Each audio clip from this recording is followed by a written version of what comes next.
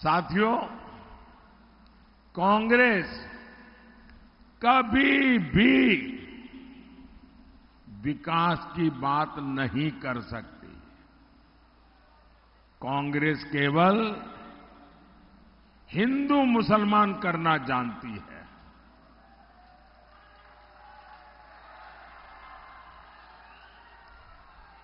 इनके लिए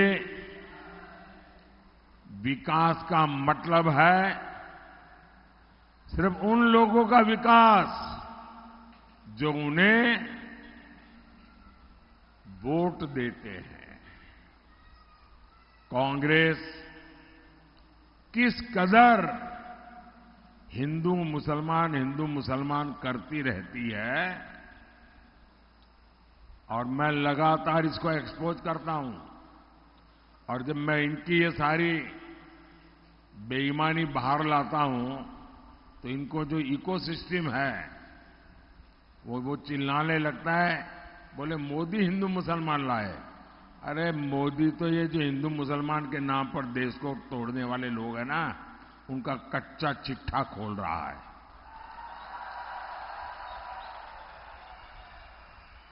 मैं इसका एक उदाहरण देना चाहता हूं और यह उदाहरण इतिहास में दर्ज है। मैं कांग्रेस को चुनौती देता हूं, अगर हिम्मत है कांग्रेस में तो मेरी इस बात का देश को जरा जवाब दें। नहीं देंगे वो। इनकी तो हालत ऐसी है। मुझे बताइए, आपके घर में आपको कभी आपके माता पिता, अगर आपने दादा, उन सबको देखा हो तो उनको याद करने के लिए क्या आपको एल्बम खोलना पड़ता है क्या? अपने माता पिता को याद करो, एल्बम खोलो तब याद आते हैं क्या? इनकी तो हालत ये है कि अपने माता पिता को याद करने के लिए एल्बम खोल के देखना पड़ता। अच्छा, ये है, ये जिनकी स्थिति है जी। भाइयों बहनों, कांग्रेस अपनी सरकार के समय खुलेआम कहती थी कि देश के संसाधनों पर पहला अधिकार मुसलमानों का है। और ये डॉक्टर मनमोहन सिंह जी ने कहा, उस मीटिंग में मैं मौजूद था और मैंने इसका विरोध किया था। अब मुझे बताइए, ये कहते थे कि नहीं कहते थे? कहते थे कि नहीं कहते थे? अब कांग्रेस वाले कितने ही चू करते रहे, सब अवेलेबल है। हालत ये थी कि कांग्रेस और उसके साथी दलों ने क्या किया, जो डेवलपमेंट का बजट होता है उस बजट में भी दरार कर दी भाइयों। उसमें भी बंटवारा करने के लिए सोचा और उन्होंने कहा अब बजट होगा हिंदू बजट, मुस्लिम बजट। ये इन्होंने सोचा था। क्या ये मेरा देश ऐसे चलेगा क्या?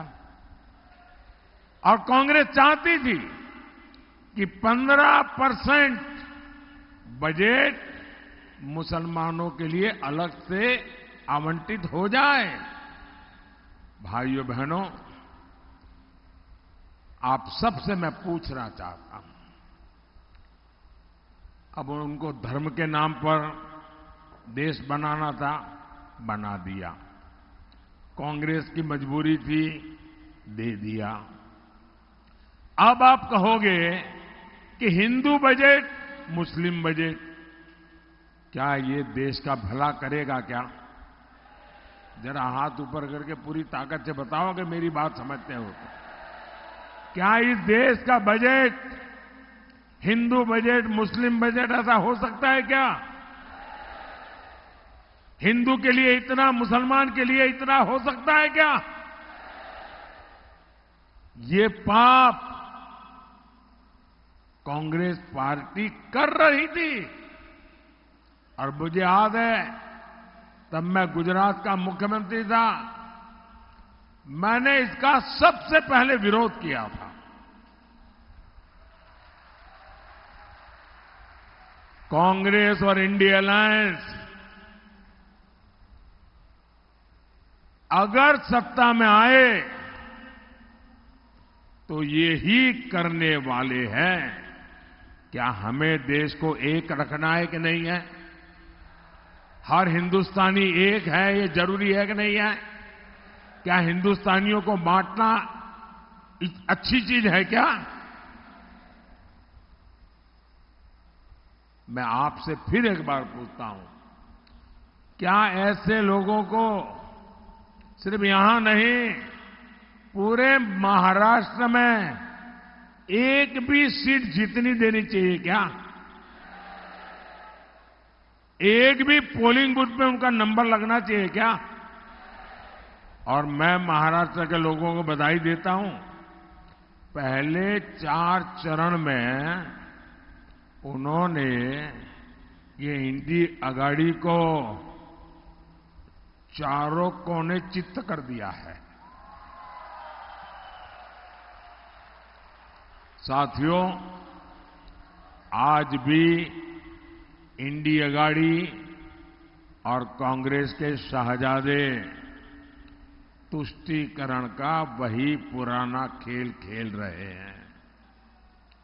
इन लोगों की नजर अब एससी, एसटी, ओबीसी के आरक्षण पर है और उन्होंने प्रयोग शुरू कर दिया है। कर्नाटका, ये उनकी लेबोरेटरी बनाई है। कर्नाटका में उन्होंने क्या किया? सरकार में आने के बाद रातों रात कर्नाटका में जितने मुसलमान थे, रातों रात एक हुक्म निकाला कि सारे मुसलमान ओबीसी है। रातों रात सब मुसलमान को ओबीसी बना दिया और ओबीसी का आरक्षण का जो कोटा था, उसकी बहुत बड़ी लूट उन्होंने उनको दे दी, टुकड़े कर दिए। और आरक्षण की यही लूट कांग्रेस पार्टी पूरे देश में करना चाहती है। आप मुझे बताइए, ये एससी, एसटी, ओबीसी का आरक्षण के टुकड़े करके वो किसको देंगे? किसको देंगे? वही खेल करेंगे कि मुसलमान वोट देता है, मुसलमान को दो। जिनसे ये वोट जिहाद करवाने की बात कर रहे हैं, आप मुझे बताइए, आपने महाराष्ट्र में इंडी अगाड़ी में एक भी व्यक्ति ने, एक भी नेता ने इसका विरोध करते किसी को सुना है क्या? चुप बैठ गए। और मोदी सब जगह पे बोलता है तो कहते हैं मोदी हिंदू मुसलमान कर रहा है। मोदी हिंदू मुसलमान नहीं कर रहा है, मोदी उनके हिंदू मुसलमान का जो खेल है देश की जनता के सामने उसको खुला कर रहा है। और मुझे बताइए, एक कर्तव्य मुझे करना चाहिए कि नहीं करना चाहिए? क्या मुझे चुप रहना चाहिए? क्या मेरी छवि के लिए मुझे देश को तोड़ने देना चाहिए क्या? मेरे लिए मेरी छवि से ज्यादा मेरे हिंदुस्तान की एकता मेरे लिए प्राथमिकता है।